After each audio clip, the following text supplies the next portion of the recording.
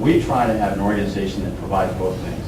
A mechanism for you to be able to love your broader definition of neighbor in a way that you can actually get involved and get engaged with individuals. And so there are a number of different initiatives we have. One of them is a bandwidth volunteer program. Bandwidth, and if you ever go to, how many people have been to the site? Okay, so please get a chance. I would love to get your feedback on the site. So it's DurhamCares.org. This is a video in the upper left-hand corner that'll tell you more about who we are and what we are, and it's set to, fast music and all that kind of stuff. So check that out. You can follow us on Twitter. I know Spencer does. And then also you can fan us on Facebook. How many people are on Facebook? Are you a Facebook fan? I follow you, yeah. Oh, that's cool. Okay. So we've got, on Twitter, for instance, we said, okay, today from 2 to 4, we're handing out free Local Pops. That's cool. 150 people showed up to get free Local Pops. So I'm wondering, does anybody actually read this stuff? But they do. Or maybe, or maybe just word gets out about free ice cream. But nonetheless, how many people have been to Local Pops? Okay. If you haven't, you're really missing out. You need to go. So you can follow us on Twitter or Facebook. But getting back up to the different programs we have, volunteer.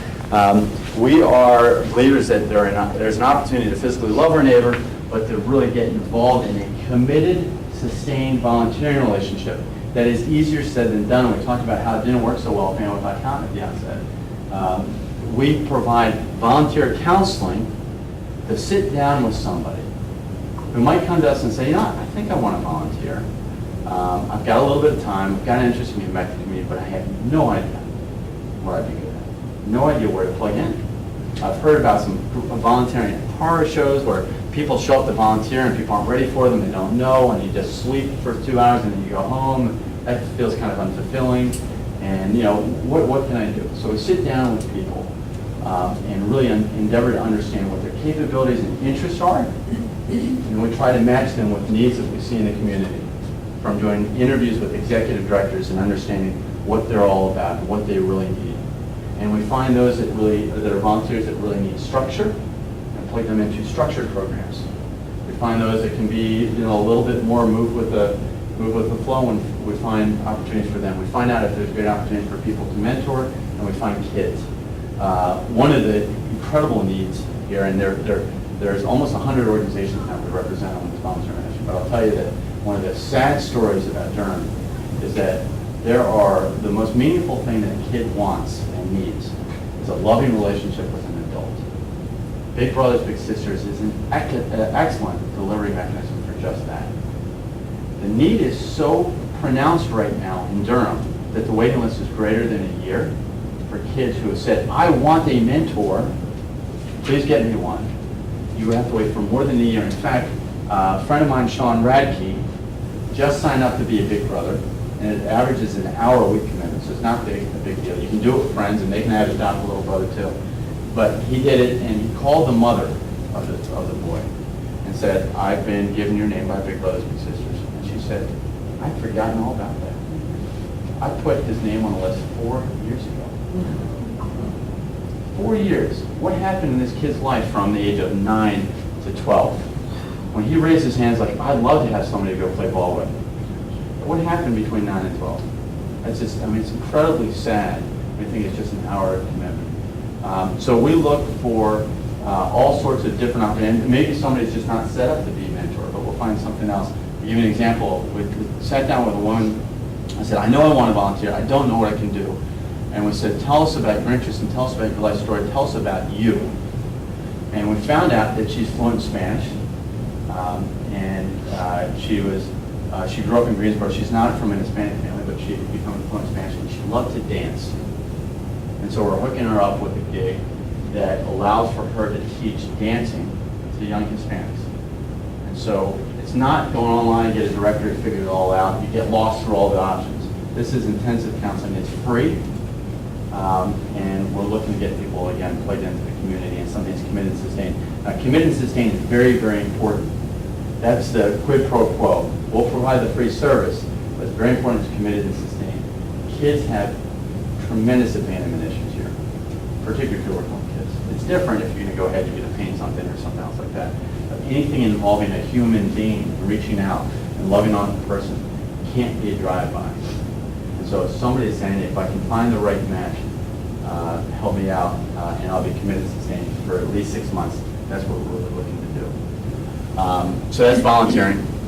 We have a full-time volunteer coordinator, Lauren Wishon, who we just brought on about 3 weeks ago. She had interned for the previous 4 months, so she's got some good experience already. Next thing is pledging. And that comes up with a program that we call our Success Grant. Success Grant is based on the reality that there are 1,400 charities in Durham. And that's a lot. And it's easy to get lost. And it's very difficult sometimes to find out which ones are really making an impact. If you're like me, you go to a business meeting in the morning, and we'll be presented with a business idea, and we'll make a decision whether to invest 50 grand or 100 grand or 500 grand. Because we're given a PowerPoint that goes over a competitive landscape and strategic objective and pro formas, and we get it. We understand the entire picture, and we're ready to make a big investment. We then roll into a fundraising lunch, because a buddy invited us to go ahead and hear something at Hope Valley or name the place, the venue that we go to a fundraising lunch. And we are then talked about a ministry. We'll call it, because I see Lloyd in the audience, I'm not picking on him or the ministry, but say it's for homeless folks. And they talk about, hey, we've been doing this for a long time. Here are a couple of homeless folks that talk about their testimony and the way that their ministry is able to impact it. At the end, somebody stands up and tries to raise money. If you're like me, you write a check for $100 or $200, and you're kind of done with it. You know, you figure, I more than paid for the cost of my lunch. It sounds like they're doing good things. I don't know much about their governance. I don't know much about their metrics.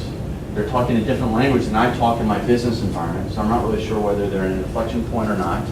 I don't know whether this is the way to put my money, this is the organization to put my money in, or it should be that one, but frankly, I don't have the time. And I've checked the boxes, I've written a check for $200. The result of that is that in a survey we did of 400 households in Durham, people give away less than 1% of their money to local charities. And the challenge is that it's difficult to get people to a place where they make a real investment. We'd like to be able to give the public an opportunity to understand and get that type of information. And we do not by any stretch have a monopoly on the great charities in Durham. But we have taken 8 and soon to be 9 organizations and endeavored to understand what are their goals for the year. And their goal is not a fundraising goal. So if somebody says, well, our goal is to raise $2.3 million. That's not a goal, that's a fundraising target. A goal is, I want to place this many kids in a mentoring relationship. Or, I want to place this many kids in a mentoring relationship and keep the average cost per match less than $400. Or a goal might be, this is how many homeless folks we want to shelter and provide services for.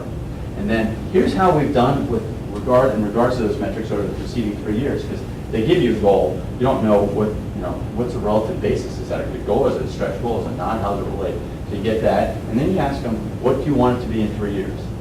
And now you're starting to talk the language of a person who has the ability to write a check for a couple $1,000.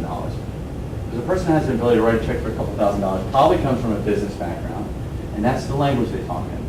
And so we've got a program called the Success Grant where we work with different charities. There are 8 here that you'll see at the top 4, but Pedro, scroll down, you see more. And we inventory what their metrics are in a common template, so it's easy to follow. The same template for each charity, and we find out what their goals are for the year, and when each charity hits their goals, DurhamCares will pay them $10,000. In addition, we provided a platform for members of the general public to come alongside and say, you know what, I get that. If Big Brothers Big Sisters does 1,100 matches this year, count me down for $50. I like that fundraising mechanism because that's how I get paid at Cisco or Nortel or the job or any of the places that you all work at here. I get that. And what we'd like to be able to do is to see this initiative grow because it amounts to a vote. You are voting that, yes, I want to reward charities that make plans, and I want to reward charities that hit their goals. Now, we provide reports on it, and so Pregnancy Support Services or Durham Rescue Mission or the Eagles or Big Brothers Big Sisters, and we've got 8 different charities, if they don't hit them, you still have the opportunity to give. But we want to be able to provide more information so that we just aren't writing a $100 check and checking a box, and when we look at the end of the year, we find out that their giving is less than 1%. Because it's going to take more than 1% to make a real dent in some of the challenges that we have with kids waiting 4 years to get a match.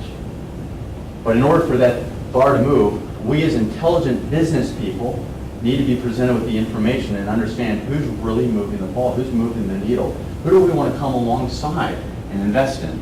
Hopefully this